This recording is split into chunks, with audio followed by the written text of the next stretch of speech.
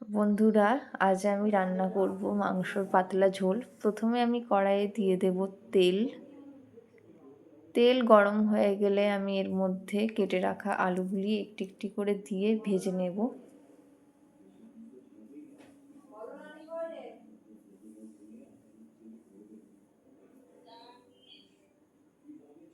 উপর থেকে একটু দিয়ে দেব লবণ এবং হলুদ।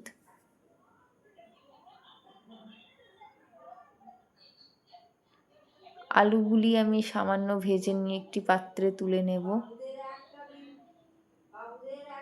তারপর আমি কড়াইয়ে দিয়ে দেব গোটা জিরে এবং কিছু গোটা গরম মশলা এবং একটি তেজপাতা। তারপর আমি কেটে রাখা পেঁয়াজ কুচিগুলো কড়াইয়ে দিয়ে দেব, দিয়ে সামান্য ভেজে নেব। একটু লাল লাল হয়ে গেলেই পেঁয়াজের মধ্যে আমি দিয়ে দেব টমেটোর কুচি।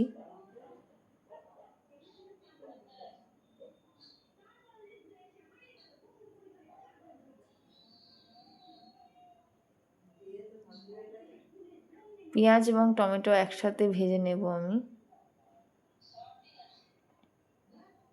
তারপর ভাজা হয়ে গেলে আমি এতে অ্যাড করব আদা এবং রসুন বাটা।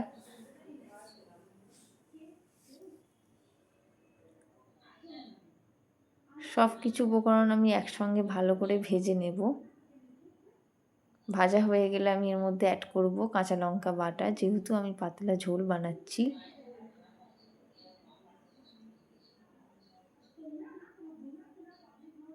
একসঙ্গে কষে নিয়ে যাতে নিচ থেকে এটি না ধরে যায়, তার জন্য আমি একটু মাঝে মাঝেই নেড়ে নেব। এবার এতে আমি অ্যাড করব লবণ, হলুদ এবং জিরে গুঁড়ো, ধনে গুঁড়ো। সবগুলি একসাথে মিশিয়ে আমি একটু ভালো করে নাড়াচাড়া করে নেব।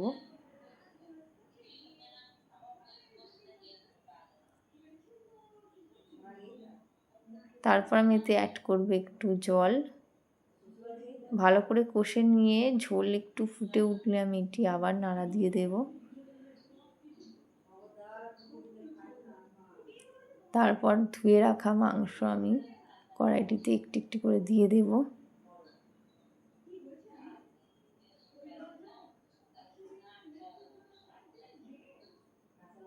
তারপর একসাথে আমি সব কিছু ভালো করে মিশিয়ে নেব।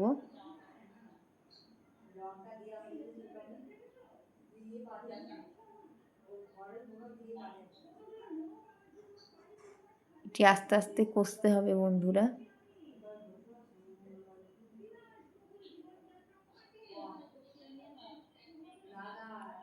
ভালো করে কষা হয়ে গেলে আমি এর মধ্যে ভেজে রাখা আলুগুলি দিয়ে দেব।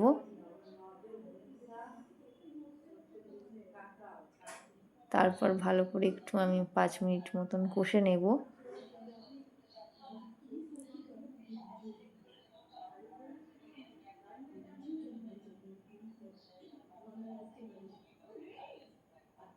কষা হয়ে গেলে আমি এর মধ্যে পরিমাপ মতন জল অ্যাড করে দেব।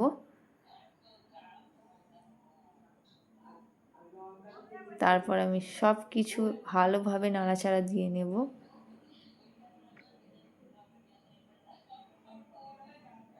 এটি আমি 15 মিনিট মতন ঢাকা দিয়ে রেখেছিলাম। তারপর আমি ওপর থেকে এটা মোটামুটি হয়ে আসলে একটু গরম মশলা দিয়ে দেব।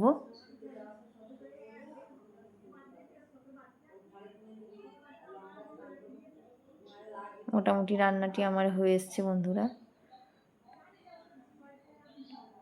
কমপ্লিট। ধন্যবাদ।